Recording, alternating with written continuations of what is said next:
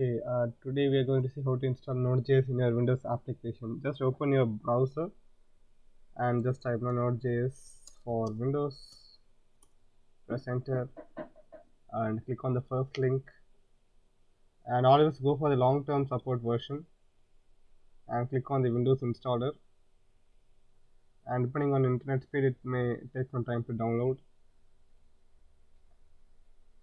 and once it gets downloaded just click on that downloaded file and and just click on next, accept the license agreement, click on next. And as usual I won't be installing it to the default location, so I'll be changing it to Leo because that's where I prefer installing all my stuff. And I'll just click on next. I'll just click on next again, and we won't be needing this. I'll just click on next and just click on install, and it may take some time, probably like 1 or 2 minutes, and there might be a pop-up asking you to confirm, so just click on that yes, so that it can install it for you. And once it's done, just click on finish.